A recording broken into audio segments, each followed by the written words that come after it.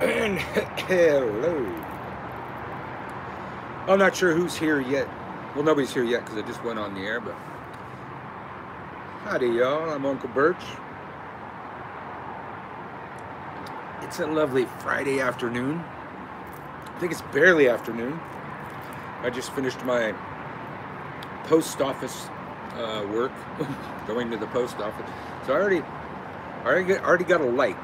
I don't see anybody in there, but I got a like. So hello, whoever's in there. You're first. You're the first one. No, now there's two. Ah, damn. I think Sherry, you might have been first. Hello, Sherry. Um, but hello, welcome to Ask Uncle Birch.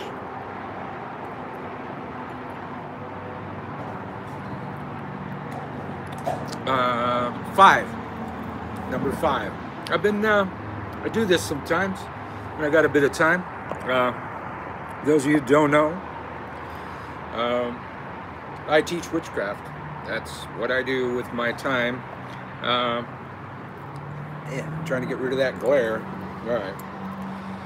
I teach witchcraft. I make things for witches. I'm constantly talking witchcraft. Hello, hello, hello, hello.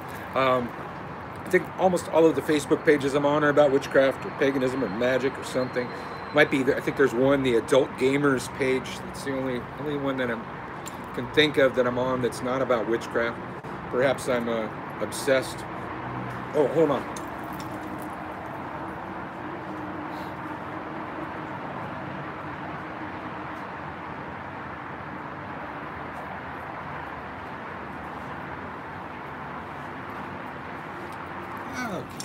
Okay. I forgot one thing I was gonna do. Hello, G. Just worked a do me candle. Oh, death unto my enemy's candle, huh? All right, there's G something G. Well, hey, that's pretty good timing. I mean, did you just do it? Like just now? Because now's the dark moon. Excellent timing. You're worthy of being on my channel. I guess you know some shit, right? But yeah, do me, D-U-M-E. For those of you that don't know it, death unto my enemies. There's a powder. There's a candle. Uncle Birch is still playing shift around to try and get rid of this glare. And I've made it worse. All right. Hello, comedic witchcraft. And I'm just gonna say fuck it to the glare, and maybe move into the glare. There we go. Now I'll get like a halo thing going on. All right. Always some playing around when I do the live, but I've given time for people to get in here. But thank you, comedic witchcraft. There I go. So I teach witchcraft. That's what I do. Somewhere right now, while I'm talking to you people, I'm teaching witchcraft. I'm teaching witchcraft on this page on YouTube. I'm teaching witchcraft on gumroad.com/witchschool. It's WITCHSKEWL. In my archives on the Witterson show, I'm teaching witchcraft. I have so many archives, but some of them I actually rebroadcast some of my YouTube stuff, and I taught a bunch of witchcraft. So on Spreaker, iHeartRadio, Tumblr, I think SoundCloud. I don't know. I forget all the places that Spreaker goes, and it also goes here. Teach a witchcraft. So in my spare time, I teach some witchcraft. Here, yeah, I come up and I do these live things. I love these because I got so much stuff to talk about. Sometimes I can't figure out which thing to talk about. You know, what am I going to make a? What am I going to make a video about? You know, sometimes I got too much to say. But here, people ask questions, and then I answer them. And we're going to get to that in a minute. But, I'm just letting more people get in. It's Friday, dark moon, 2019, January 4th, I believe. Damn, you know, my kid's been off for Christmas break, so luckily I don't have any dad shit I have to do right this minute. And it looks like he's going to go to school for 3 days, and then the teacher strike starts. Those of you that don't know, Uncle Birch comes from a long line of union organizers, all the way back to some of the famous coal mine strikes of the days of yore here in America. So we ain't crossing no picket line. So my kid's gonna go to school for like 3 days, and then he'll be out again for who knows how long until the teachers win their strike. Because I ain't crossing no picket line. I ain't sending my kid to school to be taught by a scab. Sorry. I know everybody needs a job, but no. Still union all the way. And my dad, you know, you could look him up, and you can Google around and figure that one out. My dad was a Teamsters boss. And a newsworthy Teamsters boss has that same last name. You'll find it. Terrible stories. So yeah, John, you need to start writing down some questions. My God, John. So at any rate, in my spare time, I teach witchcraft. I've done it on weekdays in the afternoon. I've done it in the late afternoon on Saturdays. One of these days, I'll come out here at night, and you'll see all the lights out here.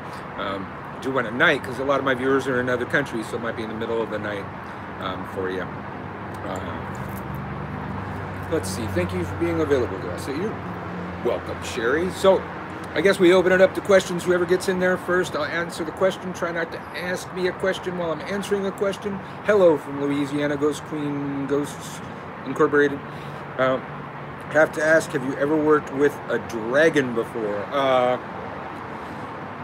Yeah, like, you know, the dragon, like the Arthurian sense of the dragon. Yeah, I've worked in an Arthurian system where they worked with the dragon very much like, you know, the dragon's breath, that kind of thing. And actually in that system they did use the charms of making from the Excalibur movie, and a second charm of making called the Welsh charm of creation in their work. So yeah, I have worked with dragons. Apparently they're in the Bible. So are elves. Fucking unicorns. yes I have. I don't have much really to say about that right now. Although, okay, next question. I feel like I'm giving a press conference. So I was like, no, you're fake news. No, I'm not going to answer your question. You're fake news. So, yeah, basically, yeah. Ask me a question. Try not to ask me a question while I'm answering a question, or I'll get lost. And it's very ugly when I get lost. Just sit here with this blank look on my face. You'll find that Uncle Birch has too much to say about everything.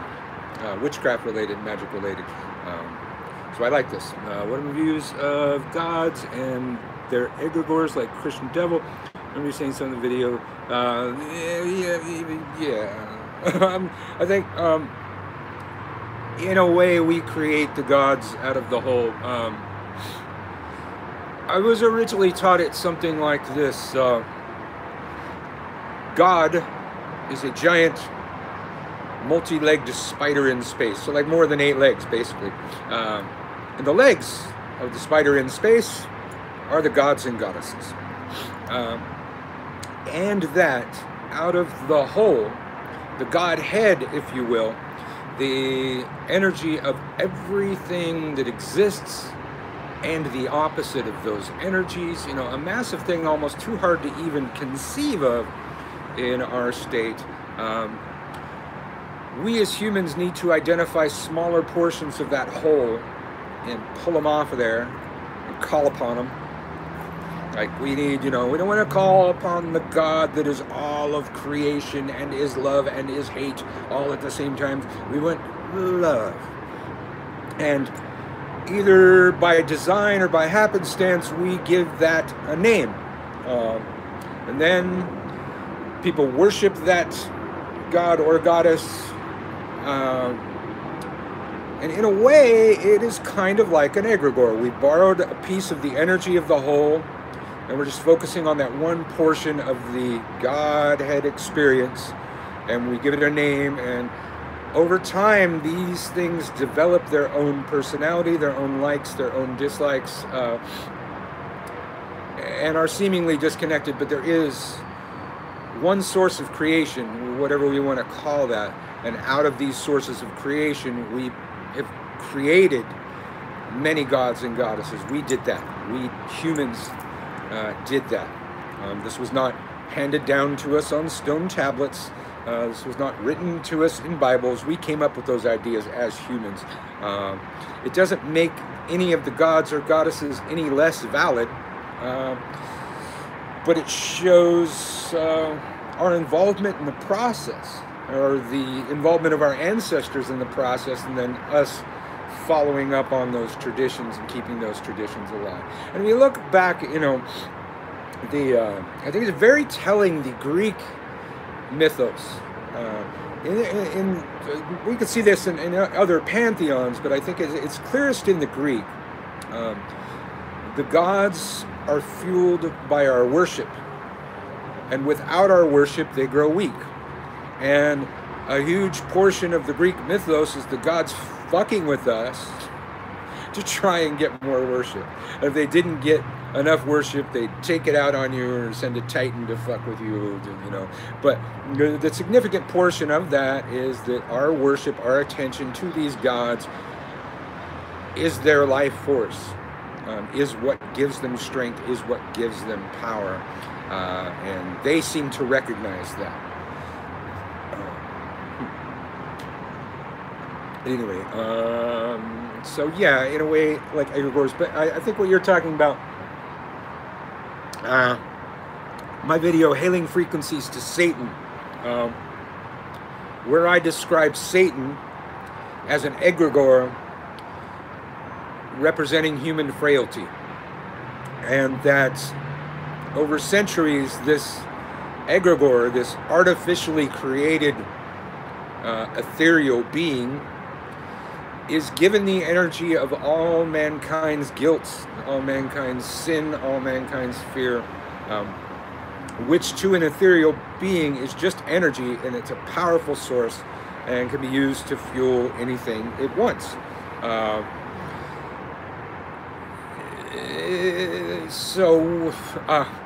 Egregores have often broken from their mold and assumed or evolved to the status of godhood. And the one that I mentioned in that video is the great god Squat. The great god Squat was started in the 80s as a parking deity, and they started it, they call it a deity. The way they created it was an egregore, but they wanted to make it a god, and they called it a god. It was a god of parking, and started by Isaac Bonowitz's coven in Berkeley in the 80s. And within a few years of this, but by the time I was working, I think it was 1998, when I was working in the first witch store in Santa Cruz, they had an entire mythos on Squat. And they had these squeaky nuns. It was like a dog toy that squeaked, but it was a nun, and these were said to be a sacrament to Squat. Now, these were not part of the additional or the original programming of Squat, but Squat over time evolved these likes and dislikes and these things that it liked. It used to be you put change in other people's parking meters before they got a ticket as an offering to Squat. And then a few years, probably the same year that I started there, 1999, around Samhain, everybody does a story on witches on the news. And in New York, there's people from a very old store called Enchanted in the, I forget what borough that is in New York, but Enchanted, and they did it. They, of course, they're in New York. They had found the powers of Squat. They need a parking spot, and they had a thing. It was Squat, Squat, find me a spot. Squat, Squat, find me a spot. A Rochambeau thing, not part of Squat's original programming. But I've used it, and it's totally powerful because people have invested that belief and put that into Squat. And the way that Squat was created was to absorb these new mythos. Any rate, years go by, and then a book comes out called Urban Primitive. And in Urban Primitive, they have two trinities, a threefold goddess and a threefold god that are essentially egregores. And most of these, you know, nobody had ever heard of before this book came out, but there's this one that appeared in the book, and it was called Squat. And Squat had now become a goddess and had developed a form, a very robust, large, curvy goddess that now will not only squat you a parking spot if you call upon her, but can find a place for you to squat your ass. A housing deity. I don't know of many of those. My housing spell that I have out there on YouTube would go excellent with squat, because squat has developed new powers. And now squat also has this other thing, and we use it all the time. I'll tell you, here in Hollywood, parking, and maybe it's easier than New York, but parking sucks. Dirty jokes and limericks. You say dirty jokes and limericks to squat while searching for a parking spot, and you watch what happens. Be very thankful to squat every time that she gives you a parking spot, man. Hell hath no fury like a very large squat woman scorned. But so squat was an egregore programmed to be a god, and as a god excelled its programming, broke its mold, and transgendered itself, and developed rituals and likes and dislikes and all new powers that it was not originally imbued with, just like a god. And that experiment, even though Isaac Bonowitz has long since gone, you know, that shows us some things that we really should be looking at when we're thinking of deity and how we view deities. You know, it doesn't take anything away from the deities, but in a way, the way we created deities is exactly how we create egregores. We're just taking conscious control of it. And there's, yeah, Kemetic witchcraft, you've used squat. Okay, see? People know of what I speak. So I kind of compared squat to Satan as an egregore in that video. It's called Hailing Frequencies to Satan. Thousands of hits, I'm sure. I haven't looked in forever. It was thousands of hits last time I looked. Who knows what it's fucking got now. But good question. Next, ask Uncle Birch.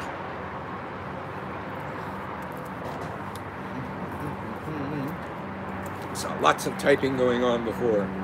All right, somebody's typing up a long one. I can feel it.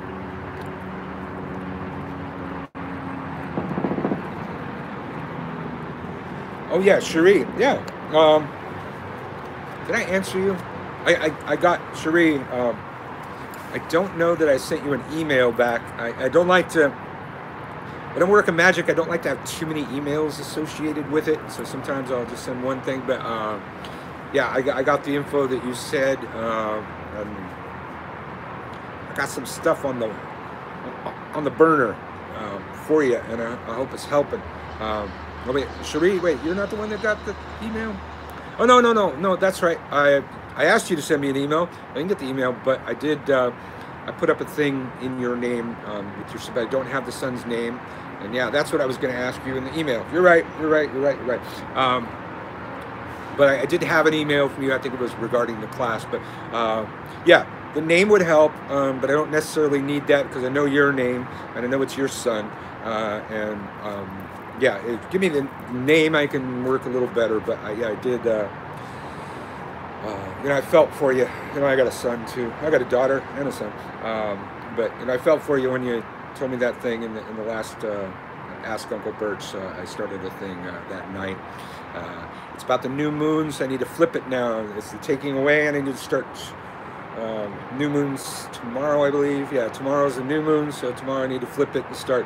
Because remember, when you banish, you must invoke.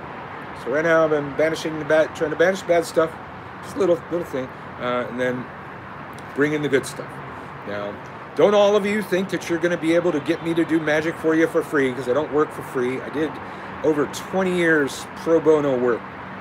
Teaching free, witchcraft free, everything free. I taught for at least 20 years without charging a damn thing. I'm past that, but occasionally, when I'm motivated, when I want to, don't try and just give me a sob story to make me feel for you because you saw that I was a cancer. No. But some people, some people I do. Some people I help out. So we have questions out there. Cherie there, she's in the Witch School Level 1 class coming up. Check it out on gumroad.com/witch school. WITCHSKEWL. How do I feel about protection? Protection is absolutely necessary. In this day and age, God, see, now everybody's got questions. You're all asking them at the same time. the hardest part about this, I guess. Protection is absolutely important. Cleansing is absolutely important. What we need to understand, Wicca was the dominant force for a lot of years, and even within Wicca, people were still throwing hexes and still doing bad stuff, but there were rules against it. On the magical landscape, at this time, Wicca's more of a minority. There's all kinds of traditions out there that do not have a Wiccan read and do not have any rules against throwing shit at you all the time. So even just for that, protect yourself all the time. But those traditions also, you know, they have protection and cleansing rituals. So when they throw, they cleanse. They cleanse the shit off of them. So maybe they have similar rules, but they don't believe that the threefold law is going to bring the shit back to them and it's going to affect them, because they're going to cleanse it. They're going to be protected. I've got several protection videos on my channel here. Go check those out. So several other people had a question. I'll try and get to the first one. Maybe you can copy and paste what you said before, but I only see the questions for a brief couple seconds before they fade away. Welcome to Ask Uncle Birch. Hi.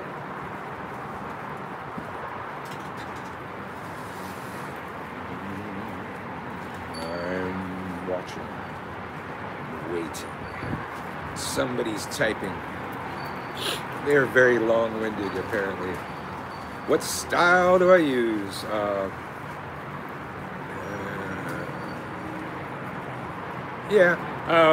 What style do I use? Well, I have so many things in my bag of tricks. I always consider myself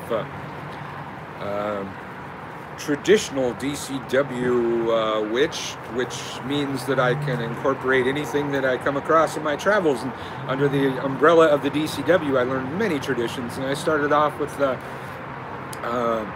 classical witchcraft, strega, chaos magic, with sprinklings of ceremonial magic on the top, because I recognize that that's where most systems borrowed a lot of things from ceremonial magic. And definitely Gardner did. So that, but then, you know, now I've got hoodoo, I've got Palo. God, I have so many things in my bag of tricks. Those are some of my styles. Somebody asked if a hex can always be traced back to you. Well, I'll tell you, it's unfortunately become one of my specialties, removing hexes. Definitely was when I had my brick and mortar shop, and still is. In this day and age, it happens more often than not. I don't often do hexes for other people. It depends on, you know, what my cards say, I guess. Because I can't make those judgments. I can't judge people's morals. I'm not your mama. But I do remove a lot of hexes. And no, there are... okay. Hexing is magical warfare, spiritual warfare. I have a whole series on Gumroad it's not finished, and then I'm teaching at Hex Fest this year, magical warfare. It's pretty much just based off of my spiritual warfare work. It's just got a different name to it. And, you know, one of the, I probably say this in one of the first videos, Act 1, Scene 1 of The Art of War. All warfare is based on deception. Deception magic is important. You can disguise it. You can get somebody else blamed for it when you do it. And if you're gonna do it, you should probably be doing that kind of shit. Because then you get two of your enemies fighting with each other, and it's, you know. I always say, I grew up here in Southern California, and gang violence was the rule of the day. And I lived in Long Beach, so there was definitely gang violence. And later, in my brief history in law enforcement, I came to study gangs and learn quite a bit. A fascinating thing that I used to find is, like, you know, the Crips and the Bloods and the Latino gangs, they would always drive by and shoot at your house and yell out their gang's name as they drive away. But the Vietnamese gangs, they yelled another gang's name out. They yelled out a name of their rivals, another rival, as they were shooting you up, getting their rivals to fight. Fucking strategy.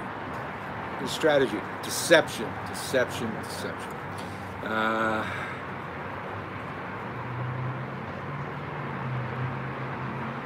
I don't even know. I don't even know if that was a question when I just read.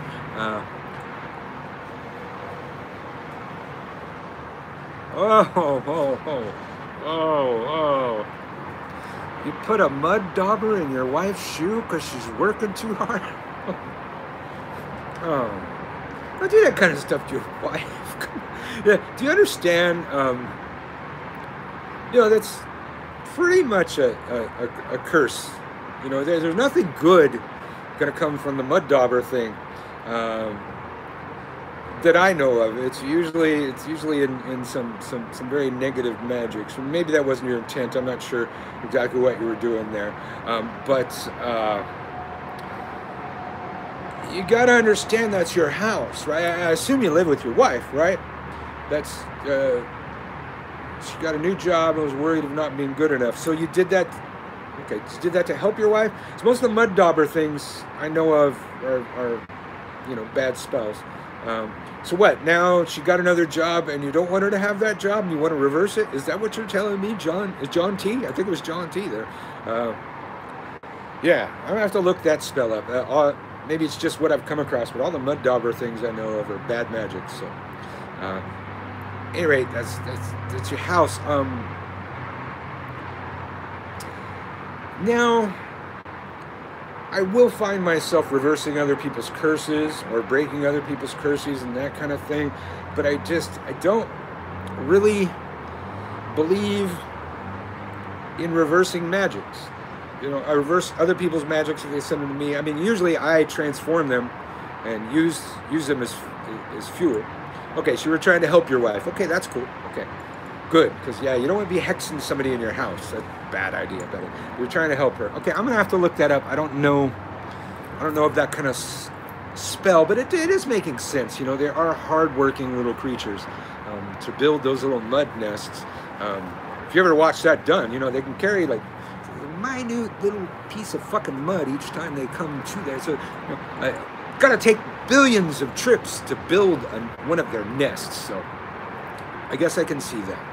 I just was not familiar in the spell, so I'm glad for that. But John, yeah, now she's working too hard and it's getting tired. John, let me tell you what you can do, John. Make her a drink when she gets home. Have her put her feet up. Give her a foot rub. She's tired. Especially, John, you did this, okay?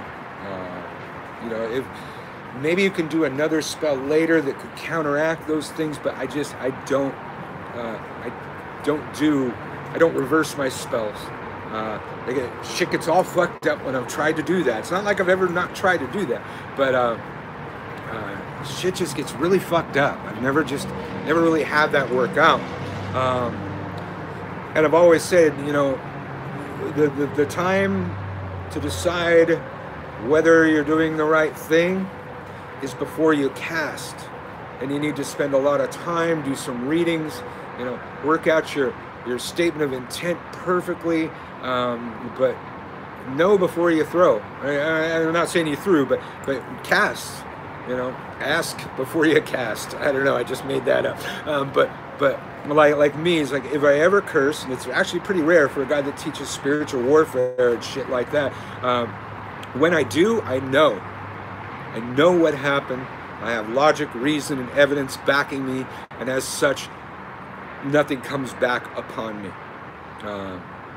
Okay, let me get this one. Is there a spell or ritual to take on someone under their pain, mental? There's probably plenty of things. I don't know of a spell or ritual specifically to do that, because I, being a Cancer, and being a priest for so many years and having to deal with so many people's sorrow and crap and shit, I don't want to be an empath, and I hope you don't either. It's a bad place to be. You can go ahead and do that. There's a lot of people that do that. You take on other people's pain. It's a very noble thing. But if you don't have severe cleansing magics to follow up when you do that, you're going to fuck up your own life. And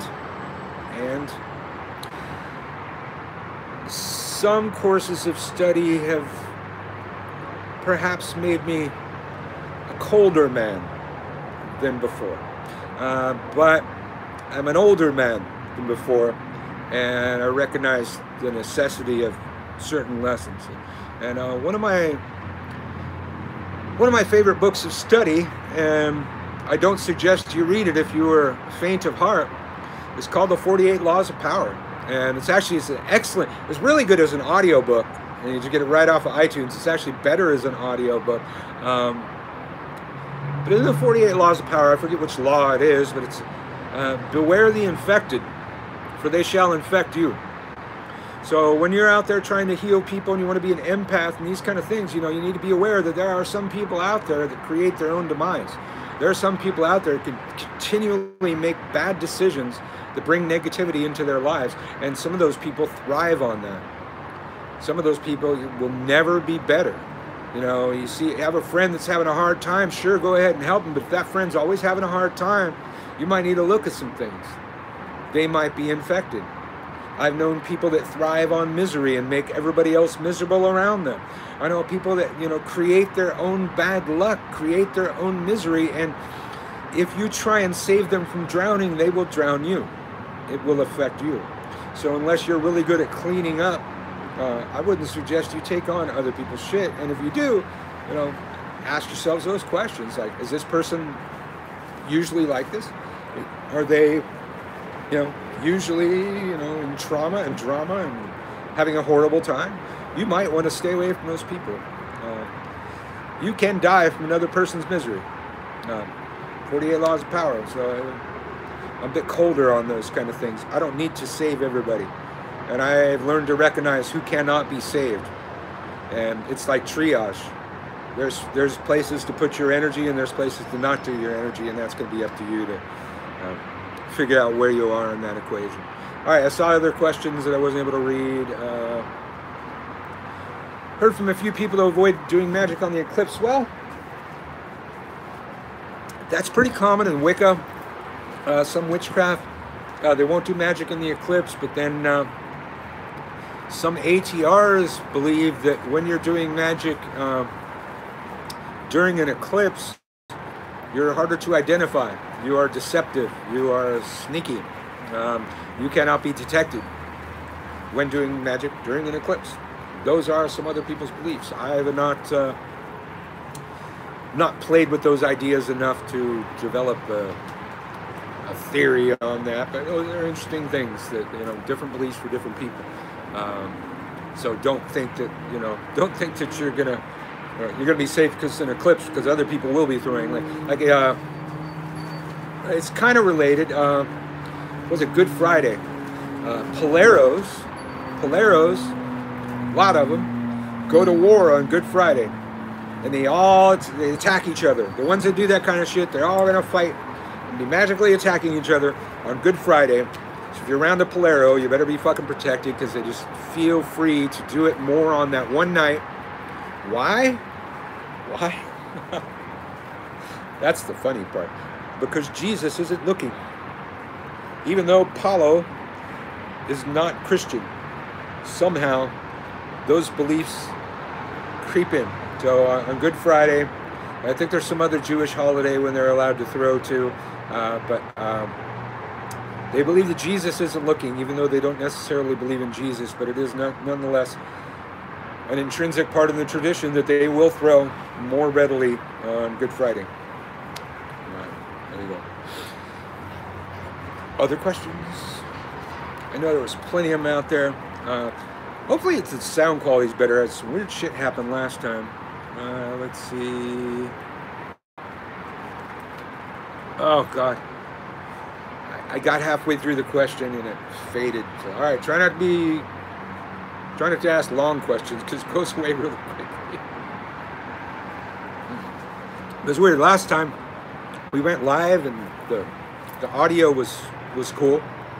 The audio seemed to work, and then the recorded version, there have been days it's sounded weird and days it sounds fine. So I don't know what happened with the recording, or it was just a bad day when I went and checked it out. I don't know, but I went on my other Wi-Fi connection this time in case that was a problem, because my kid was on the Xbox right then. That could have been a problem. Let's see. So we're doing Ask Uncle Birch. Maybe 15 minutes more or so. Let's see. All right, people are chatting back and forth right now. Nobody's asking me questions, so I'm going to have a sip here. Sucky internet in Mexico. Well, God, I would imagine that. Although some of those tunnels, apparently, that they built under the border have Wi-Fi. CDC 93. So do you wear black on principle or an old school rocker? Let's see. That didn't mess me up. I'm still live. All right, somebody tried to call me. It didn't knock me. All right, CDC 93, who didn't like Widdershins. I don't fucking care. Do I wear it? Well, I guess all of the above, CD393. I got into witchcraft very early, probably about 13 years old officially, but I was kind of that way already. I'd kind of, as near as I can trace back, I developed those beliefs very specifically since I was 9 years old, and I learned how to just not tell my parents about my beliefs. And when I was 13 years old, I ran into these other people that had those beliefs, and they were practicing an entire religion or spirituality that I thought I made up. I thought I just conjured it up in my head. But I was also a punk rocker. And still, I'm punk to this day. You know, you listen to my show, you listen to Widdershins, you're going to hear a bunch of old school punk rock that I think makes my spiritual points. There was no goth yet. There were offshoots of punk rock, horror punk, death rock, a little bit of glam in some death rock things, but OG, original goth, you know, the things that became goth later, that's who I was when I was a kid in junior high and high school. Black clothes, black eyeliner. I would, by high school, I would travel the halls with a big leather-bound book called The Book of Black Magic and of Pacts, which you can only find as the Book of Black Magic in paperback. If you can find it leather-bound as a book of Black Magic and of Pacts, that's worth some money. But I used to walk around with that like it was a Bible and put it on my desk in my classes. And as such, people were scared of me and didn't fuck with me that much. And then eventually people started blaming me for stuff that would go wrong. A football player broke his leg. That was my fault. Some preppies, girlfriend left him. That was my fault. I eventually learned that the fate of witches, you just get blamed for shit. You get blamed for fucking everything. And so definitely that played into witchcraft, and very comfortable place to wear all black. But magically I recognized that black absorbs energy. That is the reason for the black-handled knife on the altar. And that's not just the Wiccans. We can find that all the way back to Solomon. One had a black handle, and it was because that tool was held in the right hand. The right hand is the hand of projection, where you're going to send energy. So you want the black handle to absorb the energy and send it up through the blade. So black absorbs energy, and I use my ritual garb to absorb energy. But as you can see today, I have shades of gray. So I do have other things, but I do, yeah, majority of my wardrobe is black. And for those reasons, thank you for your question. Other questions out there?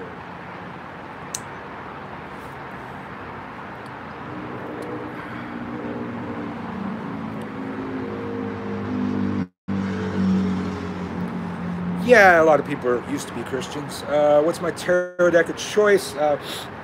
Mine's the Witch's Tarot. Not to be confused with the Tarot of the Witches. Witch's Tarot has black background. On the back of the card, it's black with a silver pentagram. In my day, that was the sign of the craft. The colors of the craft were black and silver, so they could be readily recognized.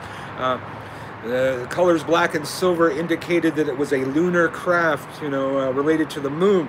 Other traditions, both Christian and pagan, that were more solar oriented were black and gold. Gold was the color for the sun. That was one of the reasons for gold leafed and gold printed Bibles, because it is primarily a solar cult, and everything in that cult is built off of the pagan beliefs in the sun god. So the silver pentagram on the black field for that reason. But also a thing happens in tarot that to this day causes much confusion. Back in the day, they say that the Golden Dawn left loopholes in their work, and this was a common thing, especially amongst the ceremonialists. They would write part of a thing, or they would write a thing wrong, but in a way that if you were an experienced practitioner, you would understand that it was wrong. One of the most famous ones that I remember is in an Aleister Crowley book. He had you invoking this demon, and in the middle of the invocation, he splits into a short sentence in Greek. And most kids, getting high, doing some heavy metal and playing around with Crowley, they just read the line. You can sound your way through Greek. It's not hard. But the line said, "and devour my soul utterly," inviting the demon to devour your soul utterly. And Crowley, twisted fuck that he was, he just believed, you know what? If you didn't know any better, if you didn't know the basics of magic, if you didn't know not to speak what you do not understand, you deserve to have your soul eaten. This was how hardcore some of the old magicians were. And so the idea was that the Golden Dawn did some of that, or that they leaked that they had done some of that. Either way, to cause some confusion. And so out of the Golden Dawn experience, we end up with two main variations in the tarot. And in one variation, the wands symbolize fire, and in the other, they symbolize air. Which is the true one, we'll probably never know, because the debate about what the Golden Dawn did will always exist. In my system, blades were fire. It made more sense. Blades were a tool of force.